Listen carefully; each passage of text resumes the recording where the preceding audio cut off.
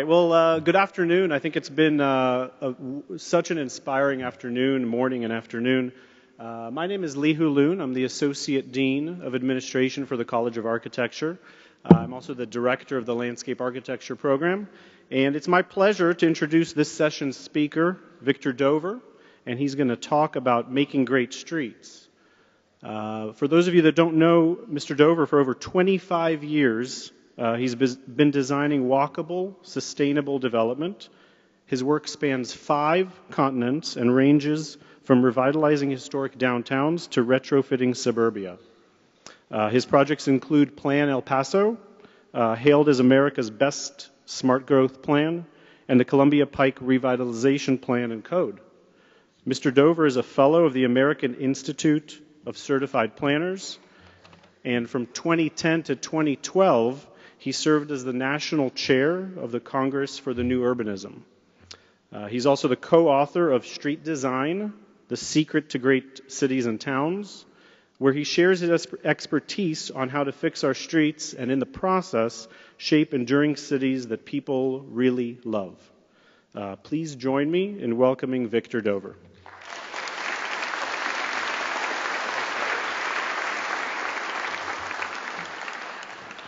Well, good afternoon. I am really, really honored to be in this room because earlier today you heard from heroes of mine like Fred Kent and Mike Lydon. No pressure. But I'm also glad to be back in Oklahoma. I get the privilege to work about half the time for local governments and community groups and about half the time for private developers and investors. But Oklahoma is the only place, or at least so far, the first place where one thing happened to me in practice as an urban designer. It's the only place so far where a client called up and said, "My brother bought a Ferris wheel on eBay," which is the Ferris wheel that's now on the banks of the Oklahoma River over in the emerging Wheeler district, where we got to work with the Humphreys family on the design of that plan. So it's great to be back in Oklahoma, first time in Norman, learning a lot about your town and your campus. And I am a little bit intimidated by the people who've spoken today. And so I'm going to keep this really, really simple. My presentation is about a subversive idea that you can take home and use. In the process of what I'm going to show you, you will meet the happiest commuter ever. And that involves an inspiring story that changed my practice. And I will leave you with 5 things that you can demand when you go out to apply that subversive idea. Urban designers, you heard in many ways today, I think especially from Patrick, about how important the before and after picture is to us. You know, we take the pictures of something that's inadequate or failed or tired and obsolete, and we envision how we might alter those things before and after. How we might take something that's economically brittle and coarse-grained in its design and sort of slipshod in its design, and imagine that same real estate recycled as someplace that might have more built-in resilience or interest. The subversive idea is this. No matter what they tell you about commodity real estate, in which they try to convince you that every acre is like every other acre, or every square foot is like every other square foot, or every hotel room is like every other one, or every apartment is like every other unit. The truth is that if you use the magic of street design to make a great address, that square foot will be worth more. And the reason that has nothing to do with math. And here's the subversive idea. It has everything to do with desire and emotion. Real estate decisions, and therefore all political decisions, at least at local government level, are 90% emotion-driven. They have to do with people picturing in their mind's eye that place that they would rather have, that they think would be more valuable than the other thing. Here's how that works. It works because great addresses, which touch you in some emotional way, are taking advantage of the thing that makes the city what Ed Glazer calls the greatest invention in the history of humankind. And that thing has nothing to do with the quantities, nothing to do with the number of square feet or the number of acres or the density in dwelling units per acre, the intensity in floor area ratios. And God forbid, it certainly doesn't have to do with plentiful parking. Because you can handle a shortage in parking, and you can't handle a shortage in the sense of place. The quantities will not tell you whether that's a place that communicates. It won't. That only happens when you stand there, or, in the case of photography, visualize yourself in that place. So imagine putting on 3 separate sets of binoculars or 3 separate lenses on your microscope as you look at cities. There's a lens we're very accustomed to using, particularly in municipal decision making and in business. And that is this mechanistic sort of lens, the one which sees the city like it's a machine. It's represented by the middle column on this chart. And in the machine, you want to make sure it works. So if it's done correctly, it all works like a watch. You wind it up and it goes. And somehow, because someone took the time to engineer it correctly, the lights on the traffic signals change from red to green at the right moment. And the toilet flushes when you press the handle. And when it rains, it doesn't usually flood, and things like that. The rain stays off of your head when you're inside your house. And that's this very mechanistic view of the efficient, utilitarian city that we hear about the most. And if you listen to discussions in public meetings, they're going to be about, well, what happens to the flow of the traffic, what happens to the demand, what happens to fiscal resources, and so on. Try a second lens. If you're a wildlife biologist, you look at the world in terms of how habitats are formed or forming. And if they are really, really interesting to you as a wildlife biologist, that is very productive, they tend to have what that biologist will call species richness. So if you go to the watering hole in the savannah and you see all the different things that go there to get a drink, and also go there to eat the other things that go there to get a drink, and go there to meet members of their species of the opposite sex, that's species richness in action. And when you have species richness, you're taking care of all sorts of different sorts of inhabitants, both animal and plant. And a species-rich environment is one that has the great soil and has the great possibilities, like in the parable in the Bible about the seed that falls on fertile ground. And so the rich habitat is one that recognizes our diversity and finds a way to make a maximum number of us get a chance to thrive. So an example of species richness and successful habitat in a city is going to be one where small businesses and big ones have a chance to root and thrive and do well. Marcus showed us that very brilliantly this afternoon. A successful habitat in this way, from the point of view of housing, will be one in which the small households and the big ones have a place to root and thrive and forage for nourishment for their young.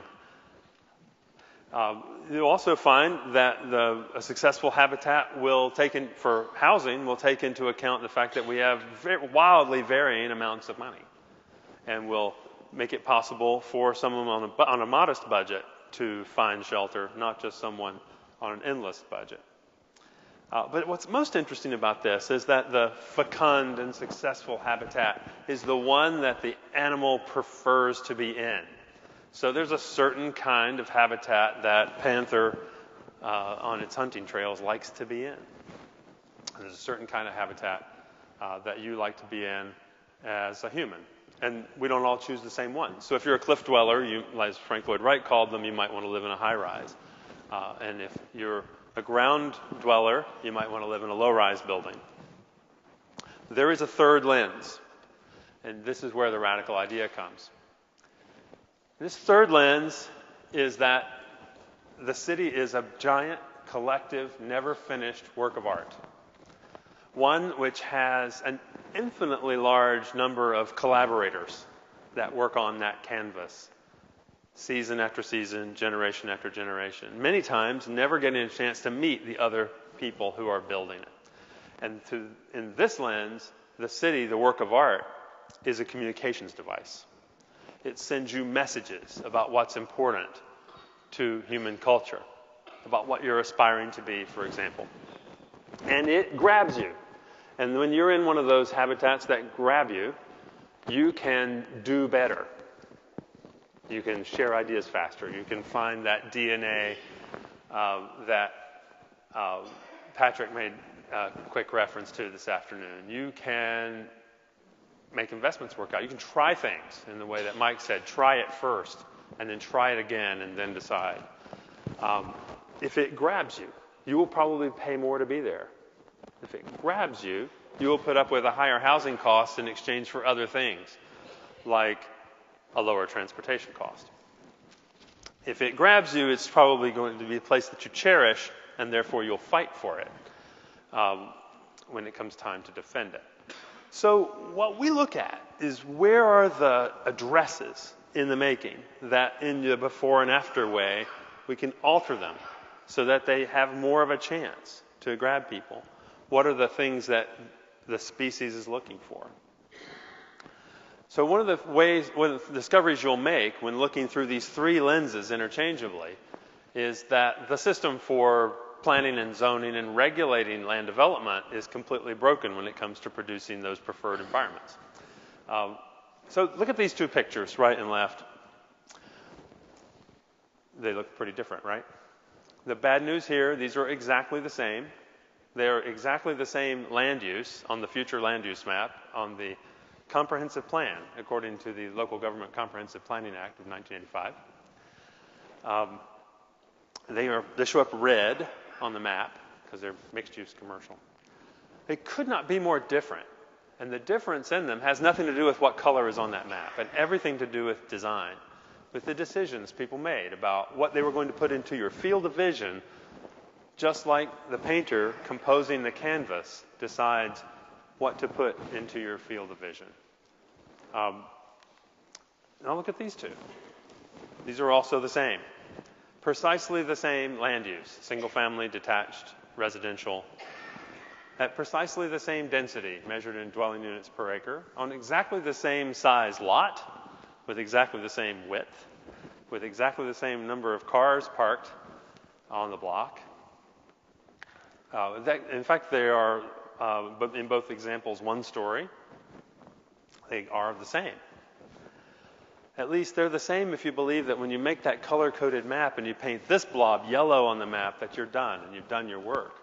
But they are not the same because the design is what makes them turn out different. By the way, which one would you save a little harder and more enthusiastically for the chance to buy a home in? And which one are you more likely to come to know your neighbor when you step out on your porch to pick up your newspaper or go take your dog for a walk? It's kind of easy to tell. When we ask Americans a question like, can you describe in one word the town you have now? This is the word cloud shows the kind of answer we get. You know how this works, where the biggest, boldest words are the ones heard most often? They're disconnected. We're fragmented. Somewhere down in there it says paradise, real small down on the lower right-hand side. And then we ask them, pick one word to describe the kind of town you want to have in the future. Paradise gets bigger. But look at disconnected replaced with connected. Fragmented replaced with cohesive. They know they want it. They just need your help in putting pencil on paper or pixels on screens to design it. Now, my buddy John Massengale and I went on a journey a few years ago to write this big fat textbook on street design. I recommend that you don't buy one.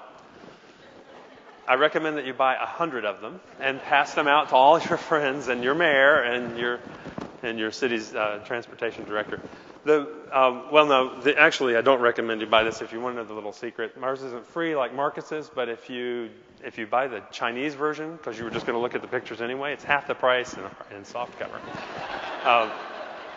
It's a true story.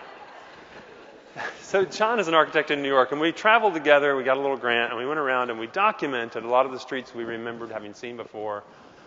We measured them and photographed them. We went to see streets our friends and colleagues recommended as being somehow special for one reason or another. And then we stayed up late at night arguing about what it was that made this street versus that street give us that grab you feeling. And it was revealing. We discovered that we didn't know as much as we thought we did about it. Actually, when we were first asked to write the book, we said, no problem. We've been doing this for a long time. We'll just knock it out by Christmas. And 3.5 Christmases later, when we finally finished it. But what we finished with was a big collection of pictures and measurements.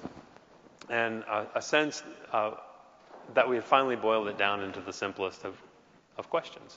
Was this street, however different its land uses, its geography, its climate, its culture, was this street a place where people want to be? You know the joke that goes, is this a place where cars live or people live? It looks like cars live here and people serve them.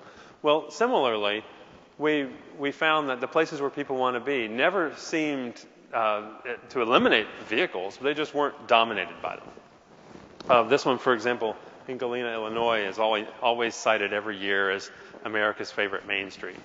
People don't go there because of the plentiful parking. That's a hint. And they don't go there because it's uncongested. As Patrick described, they go there because they feel good when they're in that preferred place. So the subversive tool that we discovered is, are you ready for this? The photograph. So there are 500 of them in the book, and what we did was we just took a lot of pictures, and really the hope we have for the book was that people would take it and take it to that meeting, you know, the one with the DOT secretary or the public works director or with Mayor Brainerd or the planning director or your citizens association. They would take it to that meeting, they would slide it across the table and point to one of the pictures and say, why can't we have a street like that in our town? And if just one of you does that, we will have been redeemed for all the time we spent making the book. Now, this guy changed it for me in Stockholm at 5:10 in the afternoon. It was very cold. It was 5 degrees Fahrenheit. And I took a knee right here where I took this picture to take a photograph of this beautiful alley of trees, you know, which is wonderful in the winter light as the sun was setting.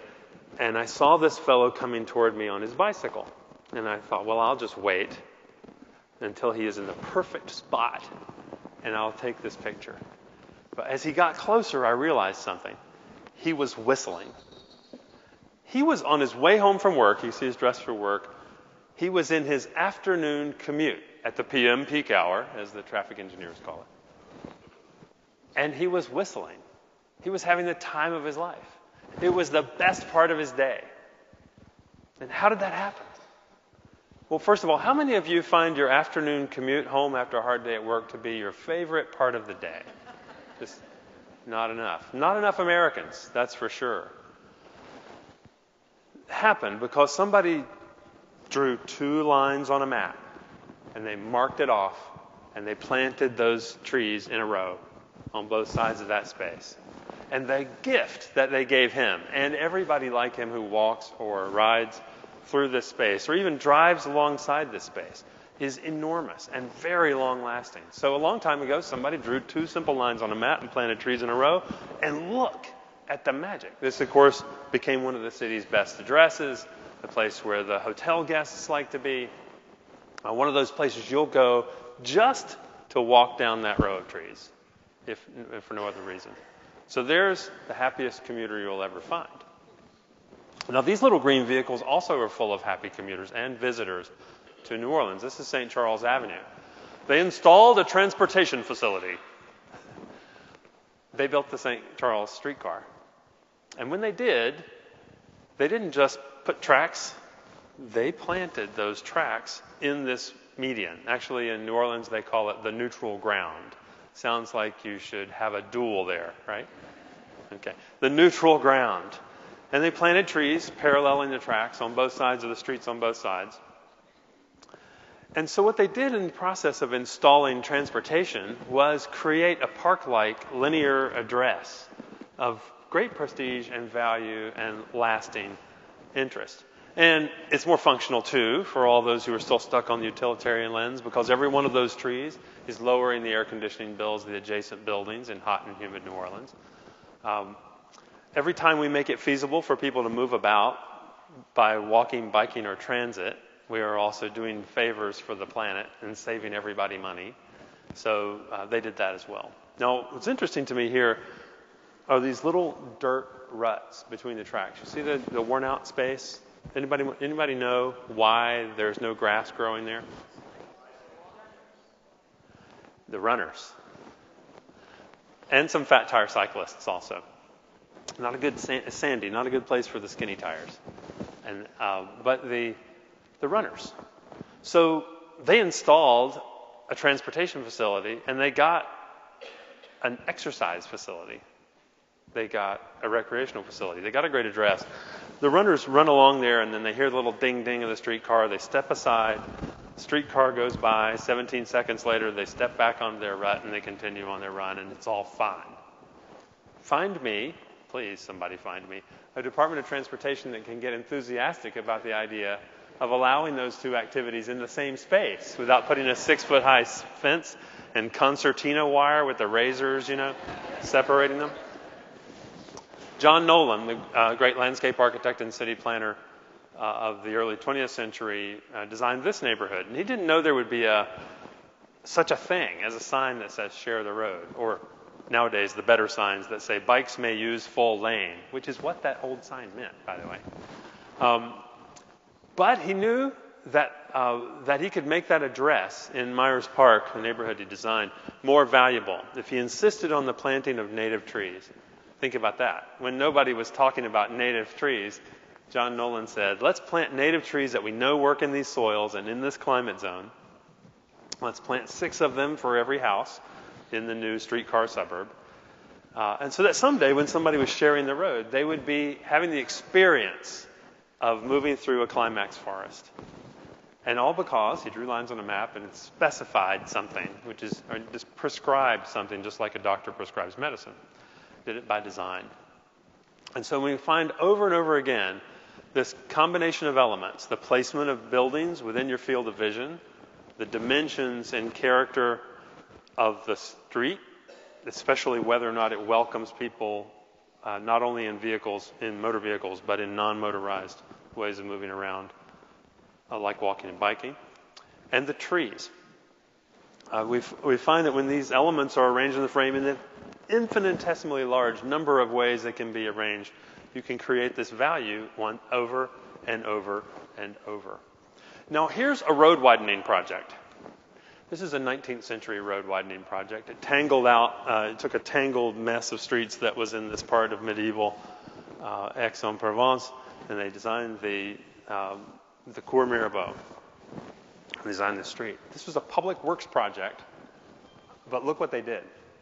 They didn't just straighten out a tangle of streets to make it possible to move across the neighborhood faster.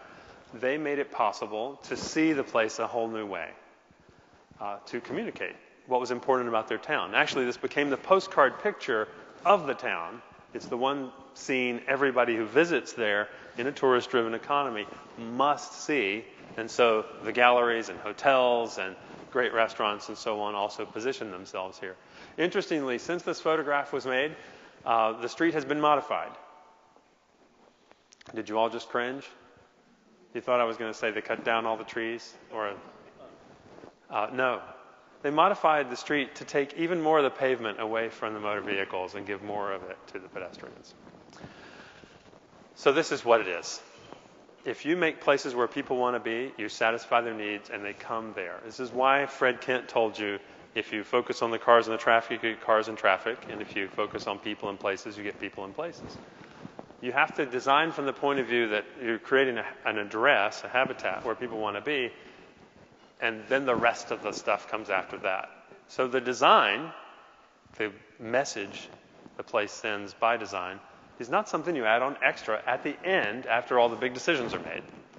Here are 5 things you can demand when you go to that meeting with the public works director or the developer or their designers or Mayor Brainerd or whoever it is.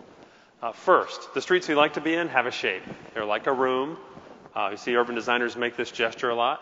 Okay, many of them are from the University of Miami, and they're all saying it's all about the U. But it's really about the building height to street width proportion that makes the street like a room in which the buildings or the trees that frame it make its walls, and the sidewalks and pavements make its floors. So that public room gets its shape mainly from private buildings. This is Pearl Street in Boulder. And you see the recipe here is one that is absolutely dependent on good regulations. Because if you have a bad code, it's not going to tell you where that front of that building belongs and how they go together, however different their design may be, in a set. And so you will see that again and again. It doesn't have to always happen with buildings that are built next to one another in a continuous row, though that is one time-honored way. It really is that there's a building-to-street relationship. And when the proportion feels good, the sense of place goes really high. And when the proportion feels too wide, the sense of place diminishes and the value goes down. And that's been carefully documented. There's lots of literature about that. You can see it in just by going out and using the subversive tool, the photograph, and you'll see it again and again in the places people want to be. Well, here's a little test. We hand out keypad polling devices to people in big audiences. When we ask them, give us a gut reaction to this. 1 for love it, 2 for indifferent, 3 for hate it. And they invariably hate this one. This is and then we show them this one, which is also from Boulder. And then that one got the highest score of any picture we showed in that session. So the good news is you can actually tell the difference, and when people get together in a big group, they can feel the difference. The bad news is this is the completely legal scenario that's permitted under the land development regulations in that town. It meets all of the requirements. And this one is the entirely illegal one, even in Boulder, where they're enlightened and have a lot of very fancy rules. And a big planning department and tons of experts and PhDs pumping gas because they like to live in that town so much. So in Boulder, this violated the design guidelines that they insist on applying to all the surrounding buildings in the neighborhood. So it was revealing to people that all of a sudden, maybe when you write the rules, you should decide what you want your town to be like when it grows up first. So if you go back to Galena, that main street that wins over and over, the buildings are in some agreement there because someone specified on a map where the fronts of the buildings go. The build to line or the required building line. That's the essence of modern form-based codes. And not a setback, which is the common tool in conventional sprawl zoning of the mid-20th century. Remember that last millennium when we were using that crap? Okay, I'm glad that's over. I do like this picture because, also college town, by the way. That's Fayetteville, Arkansas, though not the proudest intersection in beautiful Fayetteville. Here, the buildings are all meeting the rule by being behind the setback line. As long as they're behind it, they can be wherever they want. And when that's the case, you'll never get a design to building to street relationship. I do like this photograph also for the sign that indicates that some member of the pedestrian species may at some time be witnessed in the wild in this habitat. Which leads to the second thing you can demand. It has to be comfortable. Part of that comes from the way the building to street relationship works with the local climate. So if you're in a hot, sticky place like Barcelona, extensions of the architecture end up making it comfortable to walk there. If you're in a temperate zone like Norfolk, Virginia on the right, those deciduous trees lose their leaves in the winter and let the low-hanging sun come in to warm the buildings and melt the ice on the sidewalks. But in the summer, when the sun is higher, the deciduous trees are keeping the sidewalk shady with that dappled sunlight down below. Isn't that cool? And humans like that stuff. Third, this is more complicated, connectedness. When we observe a square mile of sprawl, we tend to find very few intersections. It's as if that seemed inefficient to the person wearing only the middle lens. So thankfully, the new urbanists came along and said, we should have smaller blocks and more interconnected street systems, and that's good. So here's Celebration from the 1990s.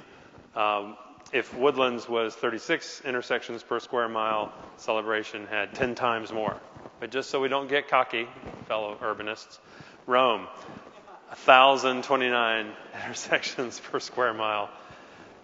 The proliferation of many intersections, that is, lots of places where the links meet the nodes, means we spread the traffic out, and we have a tremendous capacity for movement in the city through all the ways of moving. Next, it has to be safe. Now, a lot of obsession about safety has to do with what Jane Jacobs called eyes on the street. That's the fundamental idea behind crime prevention through environmental design. They call it natural surveillance. It means doors and windows facing the street so that there are people around, and that causes street crime to go down, and that's true. But we should also look at safety from the point of view of this delicate ballet between squishy traffic calming devices known as human beings and the vehicles. There's a great diagram in the National Association of City Transportation Officials books which compares what you as a motorist can really see and take in any detail when you're moving 30 miles per hour versus 25, 20, or 15 miles per hour at the top. And if you were going 20, you'd start to notice there were other squishy traffic calming devices entering your field of vision as you are speeding through the intersection. And because you can see more, you can react, but also you have more time to react. And if you do have a collision, that collision involves less mayhem. And so a lot of what we're doing now is working on rebalancing the street spaces so that it can be safe to operate there for different members of the species using their 2 feet or their 2 wheels or their 4 wheels or 2 wheels that are side by side instead of one behind the other. I like this picture because it shows 3 cyclists. You know, the guy on the left is the mammal, you know, the middle-aged man in Lycra, who's clipped in. There's a few of us who do this on the weekends. He's in the drops. He's powering through. Now, to his right, the young lady is dressed in casual clothing, no helmet or what have you. She's sitting upright on the bike. And then to her right, there's a guy who's older, who's got a backpack, who's dressed for work, has 1 foot on the curb because he's taking a little break. You see, the cyclists, like the motorists, are not monolithic. So if you're preparing habitat for a diverse species, think about the people moving around in this way as well. If you go to Forest Hills Gardens in Queens and take a few steps away from the train station, you'll find leafy streetcar suburb era streets like this. And at this intersection, you'll find with that tight little curb radius at the corner that there are some little black tire marks on there. My friend Walter Kulash pointed those out, and he said, you know, that just means somebody got a gentle reminder that there are little kids and there are elderly people here. And so when somebody goes terracing around that corner one time, they learn a little lesson, they adjust their behavior, and they behave differently next time. If we follow the rule book, because this completely violates it, we'd be required to put the tree an extra 30 feet back from the corner. We'd be required to make the radius of the curb at that corner much, much bigger, maybe 25, 30, 35, 40 feet wide, based on some theoretical turning radius of some theoretical fire or garbage vehicle. And the result there would be that instead of once in a while, a 19-year-old inebriated male drives too fast, learns a lesson, we would have people terracing around the corner every single time any of us go around the corner. So that's safety is more than just eyes on the street.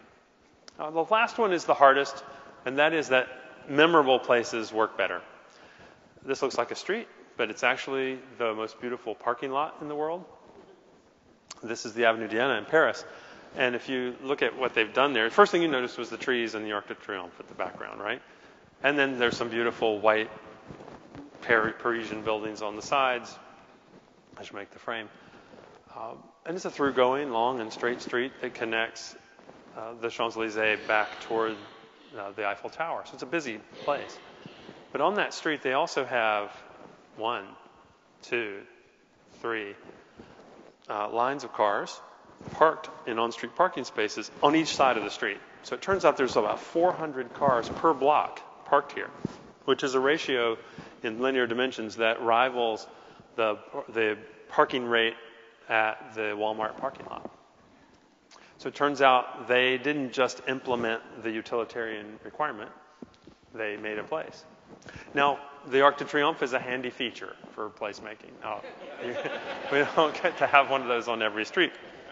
But this particular street had it. And so what they've done basically is put some rigor into that, drawing the lines on a map for the street trees and solving other problems at the same time. Not just taking up carbon dioxide and making oxygen for all of us who are trying to breathe in the city, but even parking. So what I'm getting to here is that the street isn't just one thing or one deal maker feature. It's like an ensemble of all sorts of things. And we need a lot of different kinds of streets, wide ones and skinny ones, stepped ones and ones that incorporate fixed transit. We need complete streets, right? So Complete Streets is a great bumper sticker. I'm an ardent fan of the Complete Streets movement. But my buddy John Massengale has argued, I think pretty convincingly, we need even completer streets than this. This is from Long Beach, California, which is kind of the Brooklyn of Los Angeles. Sorry, Brooklyn. Well, it's a real city with a real downtown and a thriving arts community and a real dedication to making it possible to move around in the city on a bike. And so they've come in and they've done lighter, cheaper, quicker, just like we heard about today. At least cheaper. Well, and so there are scenes like this where the paint and the informal stuff was the best they could do that day. Or how about this complete street? This one's in Fort Lauderdale. What do you think? You know, they put the road on a diet. They made the lanes narrower. They added some on-street parking spaces on one side. They painted the bike lane green. It's all freshly painted. We're done. I think we need completer streets. What does a complete street look like in a mature city? This is another boulevard in Paris, but this is not in the tourism-dominated part of the town. These are ordinary Parisians going about their daily lives. And in this street, you can see the people walking next to storefronts and deliveries being made and people moving back and forth in cars and taxis, plus bus rapid transit, plus a protected, separated bike lane, plus underneath the median runs the metro. And in the background of that, where you see the paired trees behind the metro station, the bike lane itself rides among the trees. A bit completer, I would say. Now, sometimes to achieve this objective, and thank you, Mayor Brainerd, for a great setup. Sometimes to achieve a great objective, you just have to put a thing in the middle of the road. And they did do that. This was a developer project. Some of you may have visited in London. It's called 7 Dials. It's called 7 Dials because there are 6 streets which converge on, 7, I don't get it, but the 6 streets that converge in a Union Jack sort of pattern. It's a developer project from 300 years ago. And at the center where all these streets converge, where he was attempting to maximize that energy of coming together in a grab-you kind of way, they placed this little monument. And the monument in the middle of the road has a bench around it. And people make their way out there in this very slow-moving scene, with lorries and taxis and cyclists and pedestrians and cars moving around. They walk out and sit next to the monument and they watch this ballet of life move all around them. And it's a terrific place to be. In fact, many visitors to London will rank it as their favorite spot that they stopped during their hectic tour of the big capital. So just compare that for a minute to this one.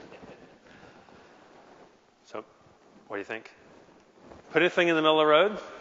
Here they put a thing in the middle of the road, and they got the traffic injuries and accidents, the collisions, to go way down. They accomplished the safety objective, but not the placemaking objective, even with those fancy lampposts. And I think here's the hint. In the design of 7 Dials, they started with a very slow design speed assumption, which translates into the comfort level and safety that I talked about before. And they also started with the people and what they would like to see through their lenses. And then they solved the traffic and utilitarian parts of the problem. This one, which is a safety upgrade, they started with the cars and not the place that they wanted it to be when it grows up. So I consider this a very unfinished project. Now, if you put a thing in the middle of the road in Yellow Springs, Ohio, it's a big building with 2 towers, and you see it on axis even in winter, and you change your behavior from blocks away before you get there. Or if you're in Savannah, like on the left, it's a square, and you go around the square in your car or through the square as a pedestrian. So we need to recover this vocabulary that we once had as designers, and in a kind of routine way, built from the people out.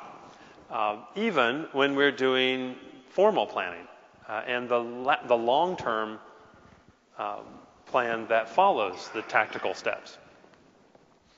Or, what? It's got a bike lane. I could go on at length about this, but it seems like going on at width would be better, more appropriate. But look at this one. Wait a minute. This street, Palm Beach County, this street, Barcelona, have roughly the same daily traffic.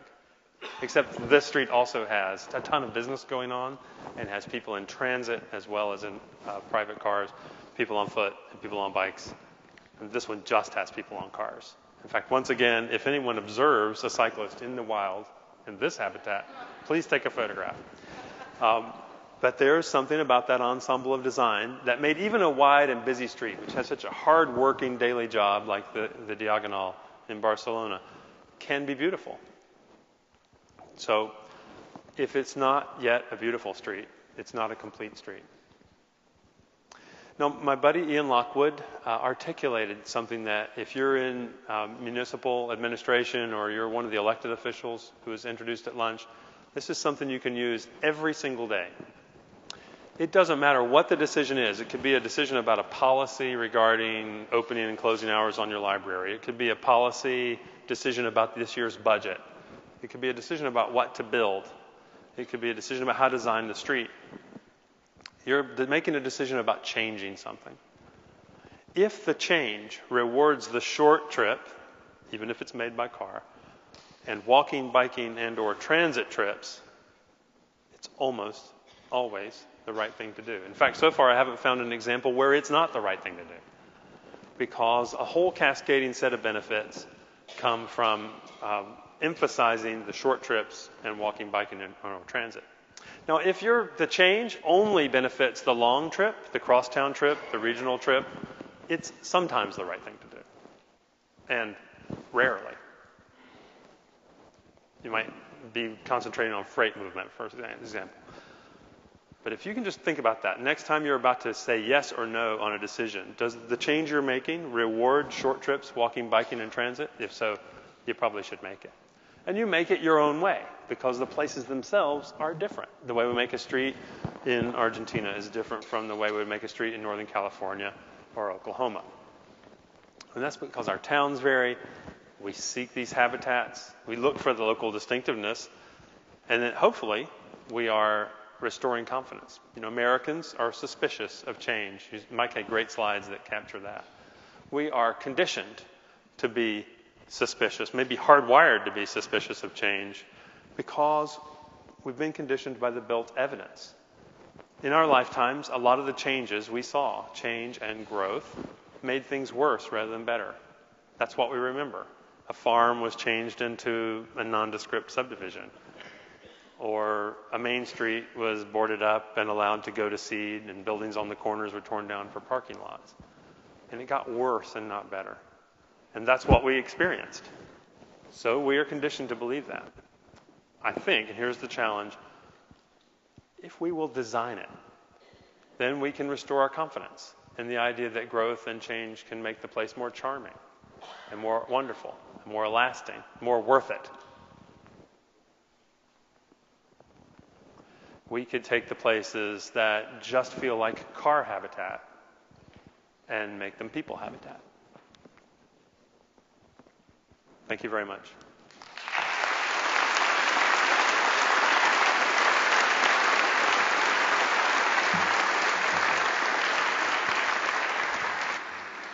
All right, and now for some closing remarks, I'll invite Shane Hampton, the director of the Institute for Quality Communities, back up.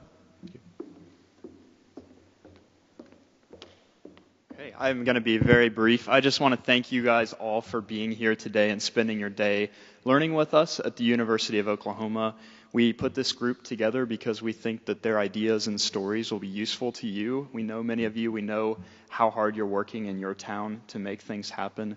And if I take one lesson away from today, it's that placemaking isn't necessarily the tree or the extra wide sidewalk or the bucket of paint, but it's the process of engagement that you have in your community. It's how many people get involved.